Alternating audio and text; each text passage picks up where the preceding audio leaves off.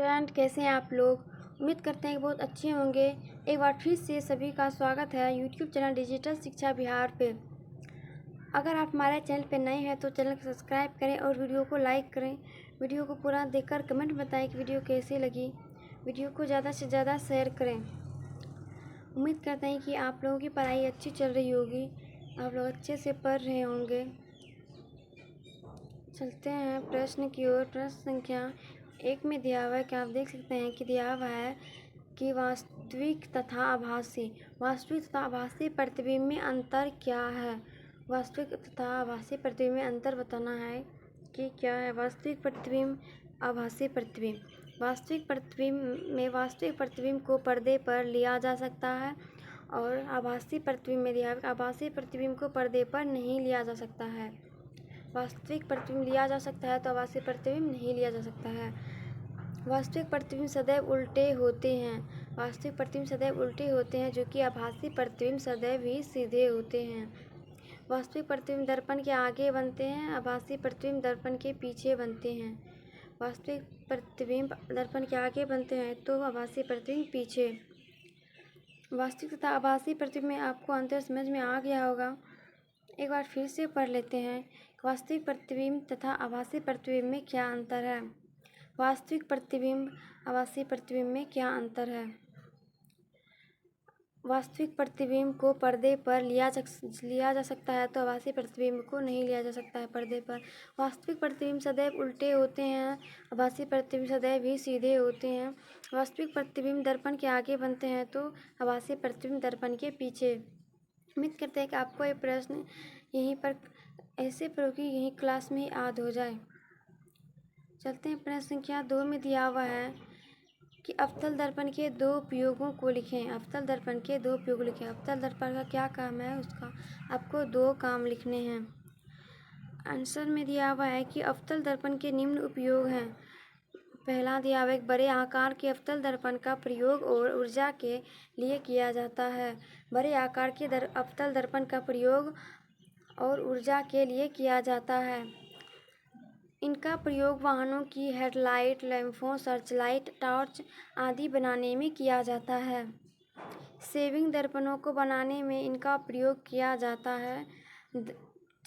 और 4 में दिया हुआ है कि दंत चिकित्सक तथा विशेषज्ञ रोगी का परीक्षण करने के लिए इनका प्रयोग करते हैं। अवतल दर्पण के उपयोग ये सब हैं। उपयोग, निम्न उपयोग हैं जो कि आपको याद रखना है कि बड़े आकार के अवतल दर्पण का प्रयोग ऊर्जा के लिए किया जाता है। इनका प्रयोग वाहनों की हेडलाइट, लैंपों, सर्चलाइट, टॉर्च आदि बनाने में किया जाता है। सेविंग दर्पणों को बनाने में इनका प्रयोग भी किया जाता है। दंत चिकित्सक तथा विशेषज्ञ रोगी का परीक्षण करने के लिए इनका प्रयोग करते हैं। चलते हैं प्रश्न संख्या 3 में। उम्मीद करते हैं कि आपको ये प्रश्न अच्छे लगे होंगे। चलते हैं प्रश्न संख्या 3 में दिया हुआ है कि पानी में रखा सिक्का उठा हुआ दिखता है, ऐसा क्यों। पानी में रखा सिक्का उठा हुआ क्यों दिखता है। क्योंकि इसका कारण प्रकाश का अपवर्तन है। जब प्रकाश की किरण सघन माध्यम से चलकर विरल माध्यम में प्रवेश करती है, अविलंब से दूर हट जाती है, जिसके कारण बाहर से देखने पर सिक्का ऊपर उठा दिखाई पड़ता है। पानी में अगर सिक्का रखे हुए तो ऊपर उठा दिखाई पड़ेगा, अगर पानी में भी लकड़ी को भी रखी हुई टेढ़ी दिखाई पड़ेगी। यह प्रश्न संख्या 3 उम्मीद करते हैं कि आपको अच्छे लगे होंगे, समझ में आ गया होगा। एक बार फिर से पढ़ लेते हैं कि पानी में रखा सिक्का ऊपर उठा क्यों दिखता है। तो क्योंकि इसका कारण है प्रकाश का अपवर्तन। जब प्रकाश की किरण सघन माध्यम से विरल माध्यम में प्रवेश करती है तो अभिलंब से दूर हट जाती है, जिसके कारण बाहर से देखने पर हमें सिक्का ऊपर उठा दिखाई पड़ता है। यह आपको जरूर याद हो गया होगा प्रश्न। चलते हैं प्रश्न संख्या 4 में दिया हुआ है कि हम वाहनों में उत्तल दर्पण को पश्च दर्पण के रूप में वरीयता क्यों देते हैं। हम वाहनों को उत्तल दर्पण को पश्च दर्पण के रूप में वरीयता क्यों देते हैं। उत्तल दर्पण को पीछे देखने के लिए क्यों अच्छा माना जाता है। तो उत्तर में दिया हुआ है कि उत्तल दर्पण को पश्च दर्पण के रूप में इसलिए वरीयता देते हैं क्योंकि वे सदैव सीधा प्रतिबिंब बनाते हैं। इनका दृष्टि क्षेत्र भी बहुत अधिक है क्योंकि यह बाहर की ओर वक्रित होते हैं। उत्तल दर्पण को पश्च दर्पण के रूप में वरीयता इसलिए देते हैं क्योंकि वे सदैव सीधा प्रतिबिंब बनाते हैं। इनका दृष्टि क्षेत्र भी बहुत बड़ा होता है क्योंकि यह बाहर की ओर वक्रित होते हैं। 5 में दिया हुआ है कि एक समतल दर्पण द्वारा उत्पन्न आवर्धन +1 है, इसका क्या अर्थ है? एक समतल दर्पण द्वारा उत्पन्न आवर्धन +1 है, इसका क्या अर्थ है? उत्तर में दिया हुआ है कि समतल दर्पण के सामने जितनी दूरी पर कोई वस्तु हो उसका भी उतना ही पीछे बनता है। समतल दर्पण में किसी भी वस्तु के पूरे बिंब को देखने के लिए दर्पण का आकार में उससे आधा होना आवश्यक है। उम्मीद करते हैं कि आपको ये भी प्रश्न अच्छे लगे होंगे, आपको पढ़ने में अच्छा लग रहा होगा। अगर आपको वीडियो अच्छी लग रही है तो वीडियो को लाइक करें और चैनल को सब्सक्राइब करें। वीडियो को अंत तक ज़रूर देखें। चलते हैं प्रश्न संख्या 6 में दिया हुआ है कि अवतल दर्पण में फोकस दूरी और वक्रता त्रिज्या में क्या संबंध है? अवतल दर्पण में फोकस दूरी f और वक्रता त्रिज्या में क्या संबंध है? दो समांतर किरणें ए बी और डी ई अवतल दर्पण से टकराकर f पर प्रतिबिंब बनाती है। यहाँ आप देख रहे होंगे कि ये एक अवतल दर्पण है जिसमें दो समांतर किरणें ए बी और डी ई है। यहाँ पर ये अवतल दर्पण से टकराकर f पर प्रतिबिंब बना रही है, जो कि एक काल्पनिक किरण यहाँ पर आ रहा है और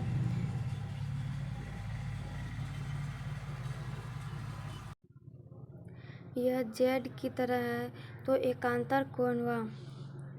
यहाँ पर प्रश्न पढ़ लेते हैं। प्रश्न में दिया हुआ है कि अवतल दर्पण में फोकस दूरी और वक्रता त्रिज्या में क्या संबंध है? उत्तर में दिया हुआ है कि दो समांतर किरणें ए बी और डी ई अवतल दर्पण से टकराकर, यहाँ पर भी ए बी किरण है और यह डी ई किरण है, जो कि अवतल दर्पण से टकराकर f पर यानी कि फोकस दूरी पर प्रतिबिंब बनाती है और ये c वक्रता त्रिज्या है, प्रतिबिंब बनाती है। अतः एंगल 1 बराबर एंगल 2 है। एंगल 1 बराबर एंगल 2, ये दोनों बराबर है, जो कि प्रकाश का परावर्तन दिखा रहा है और एकांतर कोण है। एंगल 1 बराबर एंगल 3। उम्मीद करते हैं कि आपको ये प्रश्न समझ में आ गए होंगे। ये आपको सिर्फ परिभाषा याद कर लेना है और ये प्रतिबिंब याद रखना है। चलते हैं प्रश्न संख्या 7 में दिया हुआ है कि कोई वस्तु किसी अवतल लेंस के प्रकाशिक केंद्र तथा अनंत के बीच रखी गई है, बढ़ाने वाले प्रतिबिंब का किरण आरेख खींचें। कोई भी वस्तु किसी अवतल लेंस के प्रकाशिक केंद्र तथा अनंत के बीच रखी गई है, बढ़ाने वाले प्रतिबिंब का किरण आरेख खींचें। यहाँ पर एक अवतल लेंस आपको दिख रहा होगा कि अवतल लेंस है। इसमें दिया हुआ है कि ये ए बी एक वस्तु है जो कि अवतल दर्पण से टकराकर इस प्रकार मुड़ जाती है। यहाँ पर आपको ये भी एक रेखा दिख रहा होगा जो कि यहाँ से मुड़ जाती है इधर, तो यह एक काल्पनिक रेखा दिखाई पड़ता है जिसे कि इधर से लगता है कि आ रहा है। यह काल्पनिक रेखा F1 पर आती है, तो यहाँ पर दोनों एक प्रतिबिंब बनता है, ए डैश और बी डैश प्रतिबिंब बनता है, जिसका नया प्रतिबिंब बनता है, छोटा प्रतिबिंब बनता है, जो कि ए डैश और बी डैश नाम रखा जाता है। यह एक आरेख है, यहाँ आपको खींच देना है। चलते प्रश्न संख्या 7 में हो गया। प्रश्न संख्या 8 में चलते हैं कि जब प्रकाश किरण विरल माध्यम से सघन माध्यम में प्रवेश करती है तो क्या होता है? जब प्रकाश की किरण विरल माध्यम से सघन माध्यम में प्रवेश करती है तो क्या होता है, वो स्पष्ट करना है। सबसे पहले आप चित्र देख लेते हैं। चित्र में दिया हुआ है कि यह एक अभिलंब है, जो कि ये सघन माध्यम पानी, कांच या हवा जो भी हो, इसको सघन माध्यम मान लें कि ये कांच है तो इसको सघन माध्यम है। जो विरल माध्यम वायु की मात्रा को विरल माध्यम कहा जाता है, जो कि आपतित किरण आने वाली किरण को आपतित किरण कहा जाता है। आपतित किरण कांच से टकराकर अभिलंब की ओर मुड़ जाती है, जो कि इसे इस तरफ जाना चाहिए, इस प्रकार आना चाहिए, लेकिन यह अभिलंब की ओर मुड़ जाती है, जो कि बाहर जाकर दूर हट जाती है। एक बार इस परिभाषा को देख लेते हैं। परिभाषा में दिया हुआ है कि 8 नंबर में दिया हुआ है कि जब कोई प्रकाश की किरण विरल माध्यम से सघन माध्यम में प्रवेश करती है तो अभिलंब की ओर मुड़ जाती है। इसका अपवर्तन कोण आपतन कोण से छोटा होता है। यह परिभाषा आपको देख लिया होगा। आंसर में दिया हुआ है कि जब कोई प्रकाश की किरण विरल माध्यम से सघन माध्यम में प्रवेश करती है तो अभिलंब की ओर मुड़ जाती है। इसका अपवर्तन कोण आपतन कोण से छोटा है। यहाँ आप देख रहे हैं कि यह एक आपतन कोण है और एक अपवर्तन कोण। आपतन कोण अपवर्तन कोण से छोटा है। चलते हैं प्रश्न आगे प्रश्न में दिया हुआ है कि 9 नंबर में कि उत्तल लेंस को अभिसारी लेंस क्यों कहा जाता है।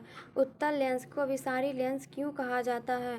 उत्तल लेंस के द्वारा आपतित समांतर किरणें अपवर्तन के फलस्वरूप एक बिंदु पर मिलती है, यानी उत्तल लेंस प्रकाश के समांतर किरणें को विस्तृत करते हैं। अतः उत्तल लेंस को इसी गुण के कारण अभिसारी लेंस कहा जाता है। उत्तल लेंस को अभिसारी लेंस कहा जाता है क्यों, इसका आपको कारण बताना है, जो कि आंसर में दिया हुआ है कि आपको याद कर लेना है, कि एक बार समझ लेना है कि उत्तल लेंस के द्वारा आपतित समांतर किरणें अपवर्तन के फलस्वरूप एक बिंदु पर मिलती है। उत्तल लेंस के द्वारा आपतित समांतर किरणें अपवर्तन के फलस्वरूप एक बिंदु पर मिलती है, यानी उत्तल लेंस प्रकाश के समांतर किरणें को विस्तृत करता है। अतः उत्तल लेंस को इसी गुण के कारण अभिसारी लेंस कहा जाता है। चलते हैं प्रश्न संख्या अंतिम प्रश्न 10 नंबर में चलते हैं। प्रश्न संख्या 10 में जाने से पहले अगर आप हमारे चैनल पर नए हैं तो अगर चैनल को सब्सक्राइब नहीं किए हैं तो ज़रूर कर लीजिए और वीडियो को लाइक करें।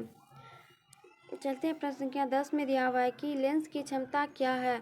लेंस की क्षमता का मान और मात्रक लिखें। उत्तर में दिया हुआ है कि लेंस की क्षमता लेंस की फोकस दूरी के प्रतिलोम के बराबर होती है, जबकि फोकस दूरी मीटर में नापी गई हो। लेंस की क्षमता लेंस की फोकस दूरी के प्रतिलोम के बराबर होती है, जबकि फोकस दूरी मीटर में मापी गई हो। लेंस की क्षमता 1/f होता है। लेंस की क्षमता 1/f होता है, यह आपको याद रखना है। प्रश्न संख्या 10 खत्म हो गए प्रश्न। और अगर आप हमारे चैनल पर नए हैं तो चैनल को सब्सक्राइब करें और वीडियो को लाइक करें। वीडियो पूरा देखने के लिए धन्यवाद। अगर आपको वीडियो में कोई डाउट है तो कमेंट में ज़रूर बताएं। वीडियो को ज़्यादा से ज़्यादा शेयर करें। उम्मीद करते हैं कि आपको ये वीडियो पसंद आई होगी।